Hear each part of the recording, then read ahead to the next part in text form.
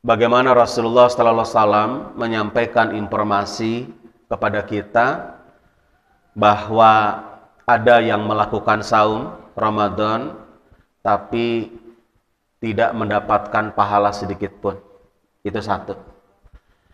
Yang kedua, kita lihat bagaimana di dalam surat Al-Baqarah ayat 183 bahwa Allah mengharapkan Ramadan ini menjadi riyadhah, menjadi latihan, karena endingnya, ujungnya, supaya kita digiring menjadi hamba Allah yang bertakwa.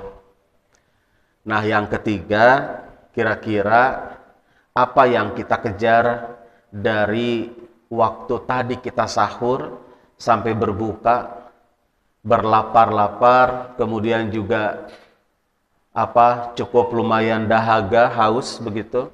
Ini apa yang kita kejar dari itu semua.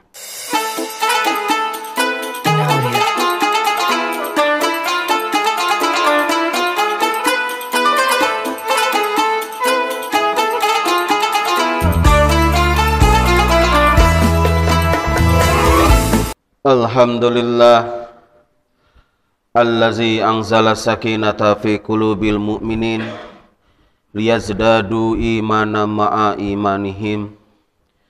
Asyhadu an la ilaha illallah wahdah la syarikalah wa asyhadu anna Muhammadan abduhu wa rasuluhu allazi la nabiyya ba'dah, amma ba'du. Wa qala an-nabiyyu sallallahu alaihi wasallam man shoma ramadhana imanan wa ihtisaban ghufirallahu ma taqaddama min dhanbih. Uhayyikum bitahiyatil Islam, bitahiyati Rasulillah sallallahu alaihi wasallam. Assalamualaikum warahmatullahi wabarakatuh. Hari ini DKM memberikan tema yang cukup bagus, yaitu menjaga keistiqomahan ibadah di bulan Ramadan dan pasca Ramadan. Ikhwati iman yang dirahmati Allah, kita akan coba start dulu dari bagaimana Rasulullah Sallallahu Alaihi Wasallam menyampaikan informasi kepada kita bahwa ada yang melakukan saum Ramadan tapi tidak mendapatkan pahala sedikit pun. Itu satu. Yang kedua, kita lihat bagaimana di dalam surat Al-Baqarah ayat 183 bahwa Allah mengharapkan Ramadan ini menjadi riyadhah, menjadi latihan, karena endingnya, ujungnya, supaya kita digiring menjadi hamba Allah yang bertakwa.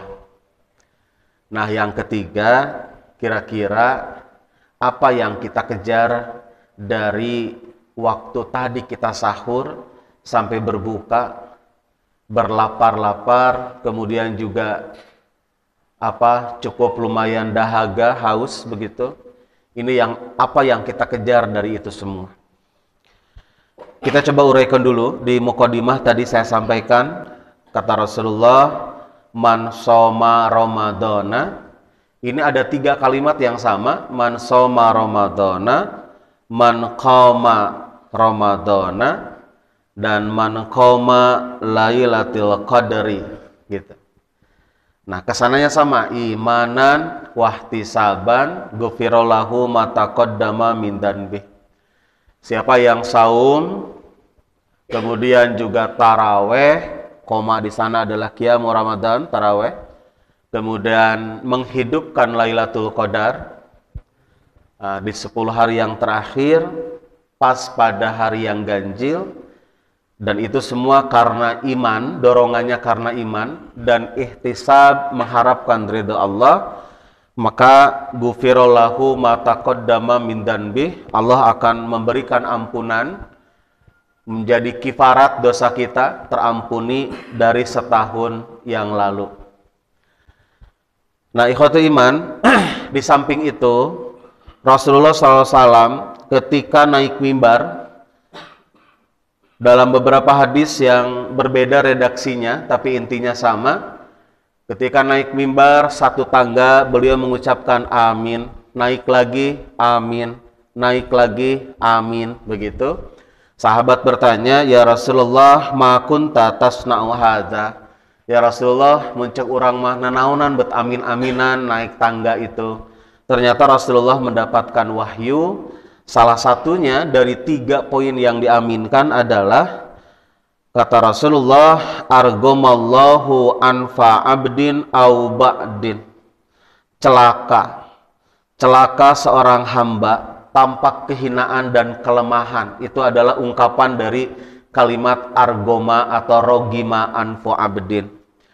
Apa? Dakhala Ramadan falam yughfar lahu. Ramadan datang tapi dia tidak mendapatkan ampunan. Itu salah satunya, ya, dari 3 poin itu. Nah, poin yang lainnya, ada orang tua tapi tidak bisa menyebabkan masuk ke dalam surga. Kemudian ketika disebutkan nama Muhammad tapi kamu tidak bersolawat terhadapnya. Itu 3 poin. Nah, poin yang pertama yang paling menarik adalah ada kaitan dengan Ramadan. Ketika datang bulan Ramadan tapi Allah tidak memberikan ampunan kepadanya.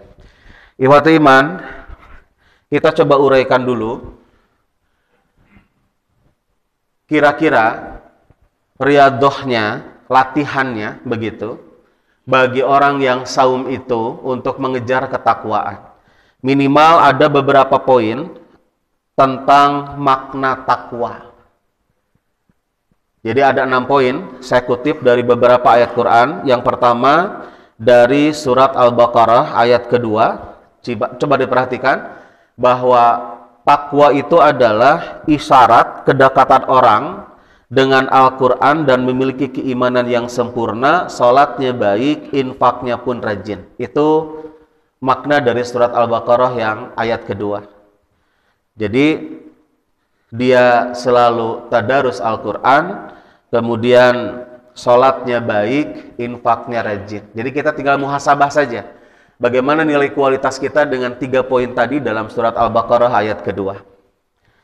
Yang selanjutnya dalam surat Ali Imran ayat 133, 135. Jadi menggambarkan bahwa takwa itu adalah orang yang matang jiwanya, empatinya tinggi, pintar mengendalikan emosi, gemar memaafkan, dan cepat mengakui kesalahan sambil istighfar.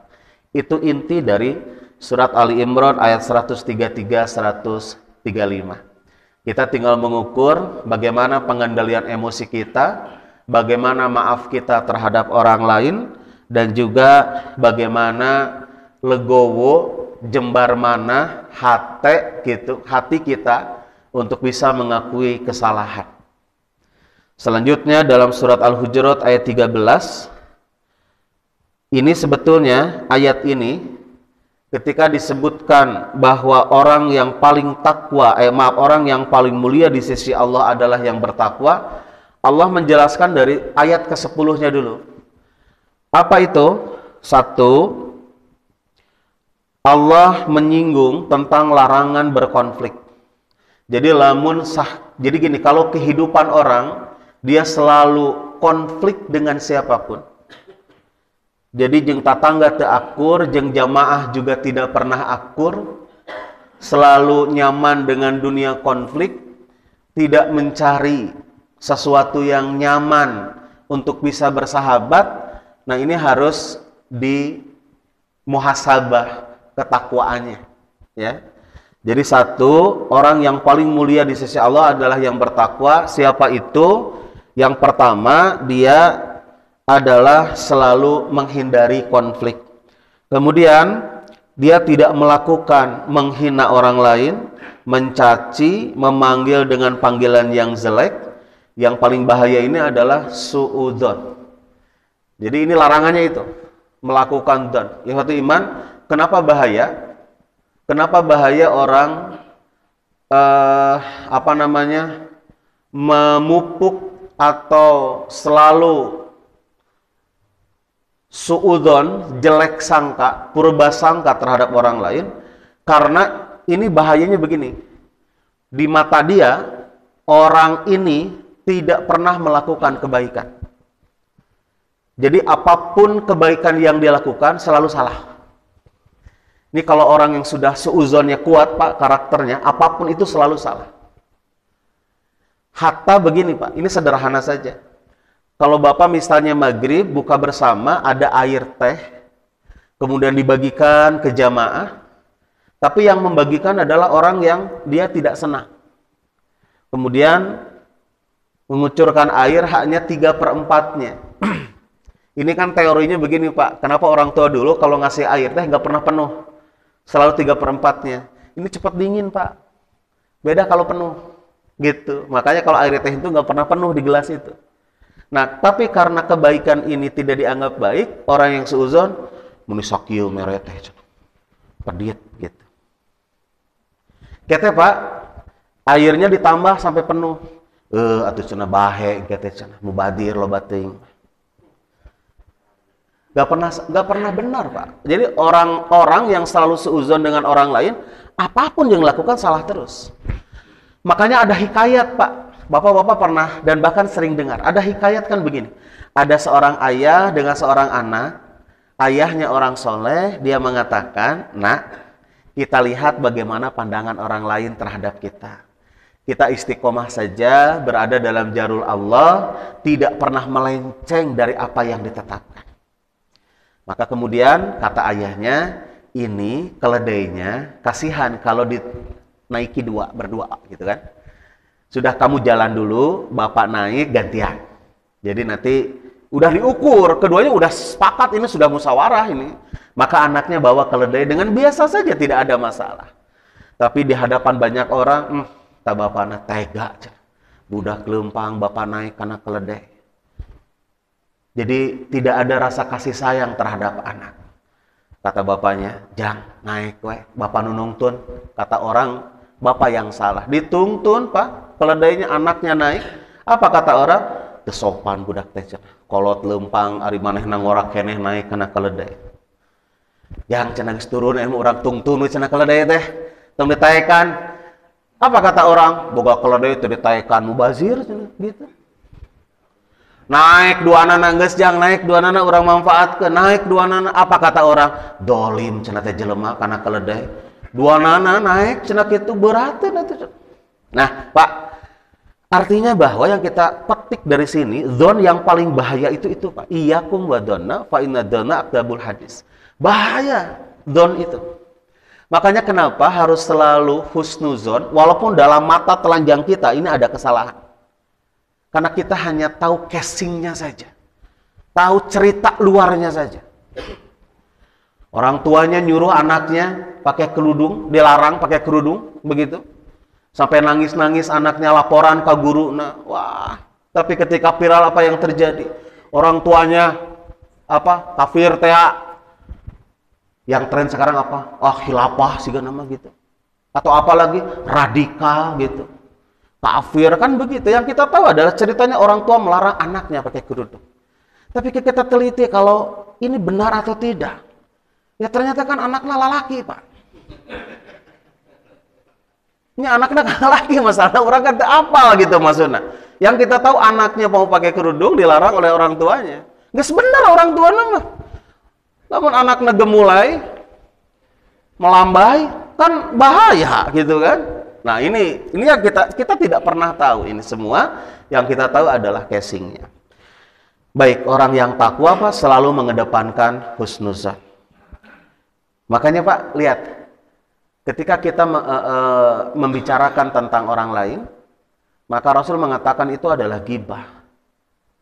Walaupun kita mengatakan, ya Rasulullah, kata sahabat, memang begitu, benar itu macam, abi tengah bohong, ya mana itu berarti sudah menggibah gitu teh gitu.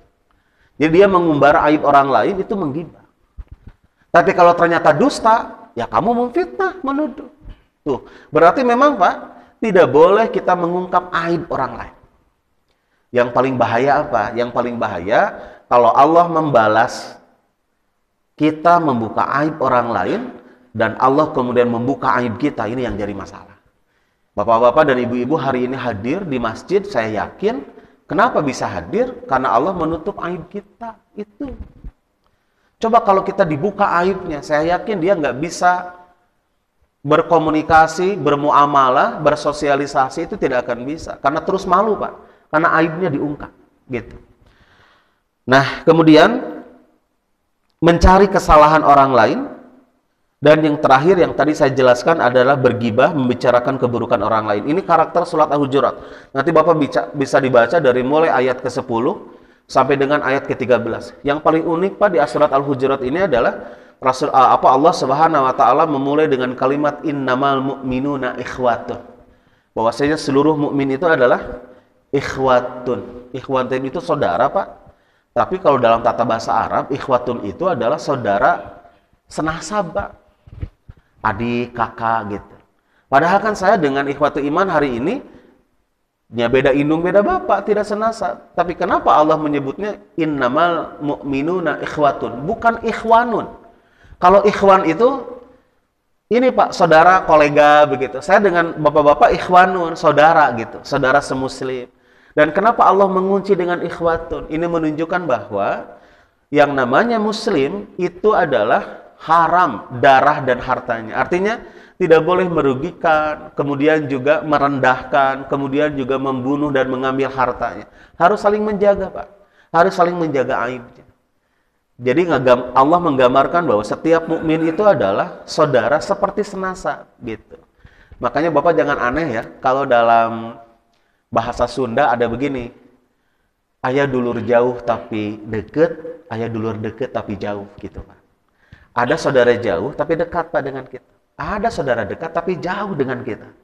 Ini menggambarkan kalau ibu dan bapak hari ini bertetangga, kenal dengan orang, soleh bukan saudara kita, tapi kita nyaman, dekat begitu. Tapi ari kalancek sorangan sama adik sendiri, ada sekat gitu. Ada hal yang tidak yang tidak bisa sebebas kita bicara dengan orang lain. Ya itu tadi Pak. Jadi terkadang ada saudara jauh tapi dekat, ada saudara dekat tapi jauh. Bapak nanti baca itu sampai dengan ayat ke-13. Yang keempat dalam surat Ad-Dariyat 15 sampai dengan 19 Allah menggambarkan bahwa orang yang bertakwa itu adalah menghabiskan malamnya dengan ibadah, sedikit waktu yang digunakannya untuk tidur, di waktu sahur mereka sibuk istighfar dan gemar menyantuni orang miskin. Ini karakter orang takwa. Oke. Kemudian dalam surat At-Tur ayat 17 sampai 21 Allah mengisyaratkan bahwa orang yang bertakwa selalu berusaha agar keluarga dan turunannya menjadi orang saleh. Pak, di eksternal, di luar dia baik, Pak. Di dalam juga baik. Jadi dia tidak baik di luar. Jadi baik di luar, tapi dengan keluarga masalah. Jadi orang tahu bukan begitu. Dengan istri orang lain baik, tapi dengan istri sendiri masalah, gitu. Gitu, ya. Ini bahaya, Pak. Ya.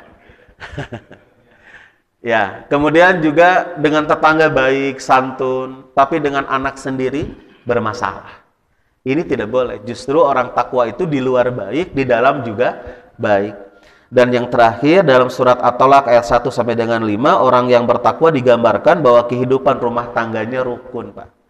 Nah, Bapak dari 6 poin ini nanti silakan bermuhasabah kira-kira mana posisi kita yang perlu diperbaiki. Karena ternyata kalau la'allakum dalam surat Al-Baqarah 183 itu bahwa 6 poin ini minimal sudah kita lewati. Kalau sudah kita lewati 6 poin ini, Pak, dari beberapa surat yang tadi saya sampaikan, maka pribadi takwa itu sudah melekat dalam diri kita. Baik, kita coba bergeser sekarang. Bagaimana Allah Subhanahu wa taala melalui Rasulullah menyampaikan begini, "Idza dakhala Ramadan, putihat abwabul jannah, guliqat abwabun nar, wasul silatis syayatin." Jika datang Ramadan, pintu surganya dibuka lebar-lebar, pintu neraka ditutup rapat-rapat, wasul silati syayatin atau wasufidati syayatin. Jadi setan itu dibelenggu, Pak, dirantai. Jadi Rasul menyampaikan itu kepada umatnya, surganya dibuka, nerakanya ditutup, setannya dirantai. Pak, selintas kalau kita baca hadis ini, memang kita tidak paham. Karena apa hubungannya ketika Rasulullah SAW mengatakan surganya dibuka, pintu surganya dibuka. Ini apa yang menjadi istilahnya itu hubungan dengan kita apa? Karena masalahnya sehebat-hebatnya kita di alam dunia ini, kita belum bisa bersentuhan dengan surga masalah. Jadi bapak-bapak kalau mau masuk surga harus meninggal dulu. Iya kan? Jadi kalau bapak misalnya kata Allah dibuka lebar pintu surga, ya bapak meninggal dulu, baru kemudian nanti bisa melalui proses itu. Nah, tapi saya yakin selebar-lebarnya pintu surga dibuka, bapak masih betah dulu kan di sini. Masih mending pengajian lah tiap ahad, sementara kan begitu. Nah, artinya bahwa tidak ada pengaruh bagi kita. Kemudian ketika neraka ditutup, ini juga gambaran apa hubungannya begitu dengan kita? Karena dibuka saja, kita belum ke sana gitu loh, masih di sini. Tapi kalau kita membaca Sulsilatis Syayatin, setan dibelenggu, agak nyambung gitu Pak. Oh, berarti ruang gerak setan ini terbatas.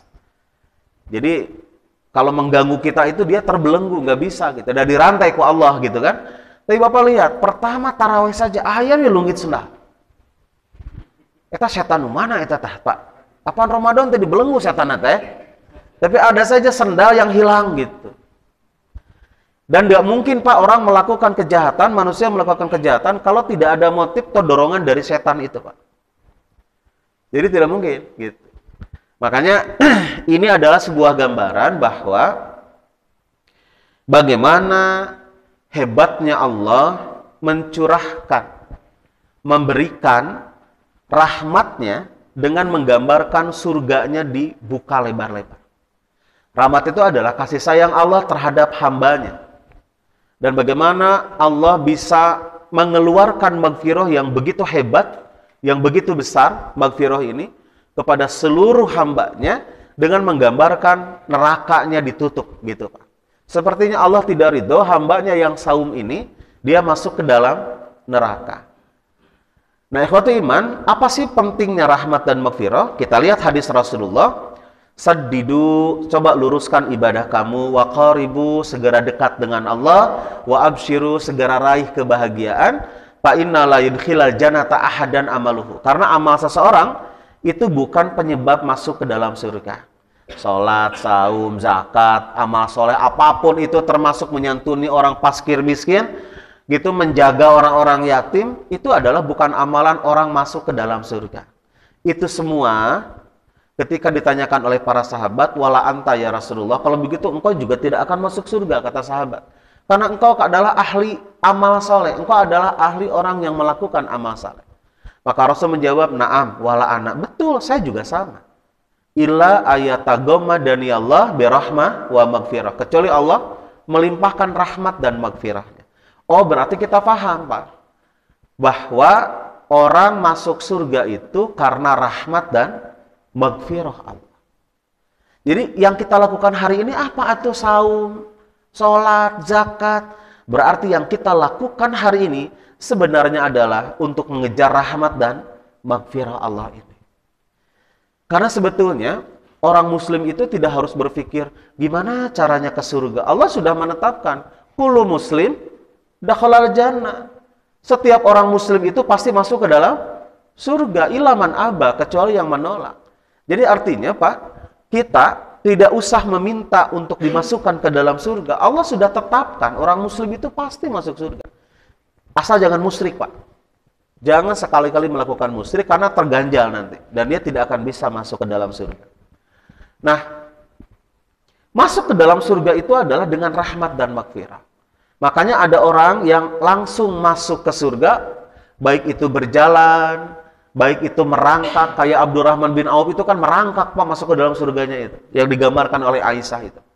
Dan masih banyak lagi cara orang masuk ke dalam surga. Dan ada juga yang lewat dulu Pak, lewat lu ke bawah, dulu naik ke surga. Nah makanya yang kita pikirkan gimana caranya supaya tidak lewat dulu Pak, langsung ke dalam surga. Nah supaya tidak lewat dulu, tiket rahmat maghfirah ini yang kita kejar. Nah, supaya gambarannya lebih mudah bagaimana mendapatkan rahmat dan maghfirah, ibu dan bapak barusan salat subuh, coba saja bermuhasabah dalam diri kita pribadi. Ketika salat subuh, begitu takbir, apa yang ada dalam pikiran kita? Dan gak ada orang yang tahu, Pak, hanya bapak dan ibu saja yang tahu dengan Allah. Yang tetangganya yang dekat salat juga tidak akan tahu. Begitu takbir, apa yang dipikirkan? Apakah merasa benar fokus komunikasi dengan Allah? Atau sekedar hanya menggugurkan kewajiban, yang penting tidak berdosa? Kalau sholat, kalau tidak sholat kan berdosa. Atau Bapak sedang mengejar pahala, atau begitu takbir mikiran kunci itu di mana, cenah ieu teh. Wah, cenah bener, hanapun batal cenah gitu. Jadi kepikiran begitu. Ketika sholat itu banyak sekali memori-memori atau imajinasi-imajinasi yang muncul dalam pikiran.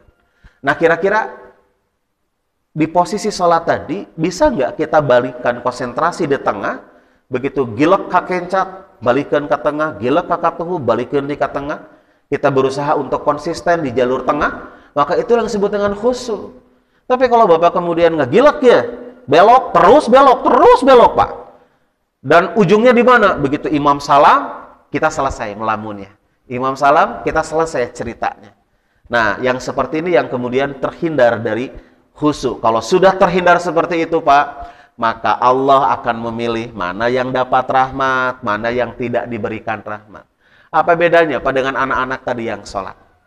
Gerakannya sama, bacaannya kurang lebih sama, nggak ada yang berbeda, Pak. Nggak ada anak kecil mah di korting bacaannya, tidak sama dengan kita. Apa bedanya anak-anak yang tadi ngobrol dan kita melamun? Saya pikir nggak ada bedanya. Itu yang dimaksud dengan rahmat dan maghfirah Allah. Nah, kembali kepada saum. Nah, di bulan Ramadan Allah mencurahkan itu, Pak. Rahmat maghfirah atau di ngucek orang Sunda mau ditumplekkeun begitu, Pak. Habis-habisan begitu. Lamun di mall apa korting lagi, diskon lagi luar biasa begitu. Terus diberikan kepada kita. Makanya kenapa orang yang tidur di waktu saum dia dapat pahala gitu. Ya kalau Bapak nanti pada subuh sekarang pulang pengajian tidur karena libur ya. Nanti duhur bangun sholat tidur lagi, Pak. Nanti bangun asar tidur lagi jam 5 tinggal tunggu maghrib. Wah karasa saum teh. Dapat pahala Pak yang seperti itu? Dapat pahala tetap. Ngan beureun pahalanya sakit gitu nawe gitu. Kenapa yang tidur dapat pahala, Pak? Karena tidurnya sambil saum. Itu yang jadi paling besar pahalanya itu. Kalau Bapak tidur di luar bulan Ramadan, hukumnya mubah. Tapi di dalam bulan Ramadan, yang mubah itu justru mendapatkan pahala. Karena Bapak tidurnya sambil saum. Apalagi kalau Bapak ngisi dengan baca Quran, yang kata Allah di luar bulan Ramadan saja satu huruf itu satu pahala. Tapi di bulan Ramadan dilipat gandakan karena rahmat maghfirah Allahnya itu sangat luas. Bapak baca Quran itu, maka pahalanya berlipat. Melakukan amal soleh, ya tidak selalu tidur begitu, selalu beraktivitas yang baik, itu pahalanya lebih besar. Tidur saja dapat pahala. Apalagi orang beraktivitas yang luar biasa di bulan Ramadan, memberikan manfaat bagi orang banyak, maka dia mendapatkan pahala yang sangat besar. Nah Pak, kalau sudah seperti itu, nah ini Pak, orang-orang yang mendapatkan rahmat maghfirah Allah, dia dimukhlaskan oleh Allah. Dimukhlaskan itu diikhlaskan. Jadi mendapatkan keikhlasan yang kuat dalam pribadinya. Ibu dan Bapak coba perhatikan, ikhlas itu adalah, lihat surat Al-Ikhlas Pak, isinya adalah tauhid. Dia benar-benar tauhid. Kalau orang yang sudah tauhid, dia akan merasa di muraqabah. Orang yang merasa di muraqabah, artinya dia ada merasa di CCTV Pak, sama Allah. Maka gerak langkahnya itu dia selalu hati-hati. Ke depan dia nginjak apapun dia selalu hati-hati. Itu orang yang selalu dimuraqabah, merasa dipantau oleh Allah. Ya ibu dan bapak perhatikan saja, kalau anak-anak bekerja, bapak dan ibunya terus mengawasi dari mulai nyapu, cuci piring dan lain sebagainya, tertib mereka. Tapi kalau tidak ada CCTV dari kita, ya mereka seadanya aja melakukan karena mungkin tanggung jawabnya yang belum kuat. Sama dengan kita, Pak. Jadi kalau kita merasa di muraqabah, kita hati-hati. Di luar kita hati-hati, di dalam rumah juga hati-hati, hati-hati dalam bicara, hati-hati dalam purbasangka, zon begitu terhadap orang lain. Itu akan selalu hati-hati. Nah, yang seperti itu, maka setan itu, Pak, terbelenggu, susah sekali mengganggu kita. Jadi orang kalau sudah rapat rahmat dan maghfirah Allah, maka setan itu terkunci, Pak. Susah sekali. Diganggu ti luhur hese, ti handap hese, depan, belakang, kencak, katuhu, kiri, kanan, itu susah sekali mengganggu kita. Kenapa? Ya karena kita sudah benar dimukhlaskan dan dapat rahmat maghfirah Allah itu. Jadi kalau misalnya saum hari ini, kemudian setan tidak dapat mampu mengganggu kita, berarti ada konsistensi kita dalam beribadah itu terjaga, Pak. Tapi kalau Bapak merasa bahwa di bulan Ramadan ini, saumnya jalan, tapi maksiatnya jalan, berarti ada masalah di sini. Kita suka bertanya, cenah kumahanya cenah ieu haji geus 2 kali tapi peditna minta ampun. Ima cenah haji-haji teh cenah gitu. Kita selalu membicarakan orang kenapa ya dia rajin ke masjid tapi karakternya perilakunya sih gitu. Ini kesalahannya di mana? Nah, makanya Ibu dan Bapak kita tidak bisa menjustifikasi tentang amalan seseorang, tapi yang jelas Allah menggambarkan bahwa orang yang dapat rahmat dan maghfirah Allah itu akan sejalan, Pak, dari yang diucapkan, perilaku, kemudian juga amalan dalam beribadah.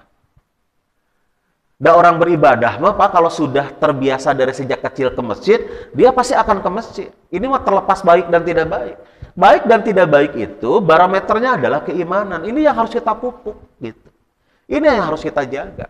Bisa saja keimanan ikhwatu iman itu lebih tinggi dari keimanan saya. Saya paham tentang ilmunya karena memang belajar di sini. Ikhwatu iman mungkin tidak mempelajari sini, tapi urusan keimanan kita sama, Pak. Urusan keimanan bisa saja ikhwatu iman lebih tinggi dari saya. Bahkan lebih tinggi dari orang yang tidak mengerti tentang agama. Bisa begitu. Jadi kesolehan itu akan nampak dari pribadi orang ketika menjaga keimanan ini. Kalau sudah seperti itu, sulsilati syayatin, setan akan terbelenggu. Nah Pak, sekarang terakhir kita geser dalam surat Al-Baqarah. Coba perhatikan.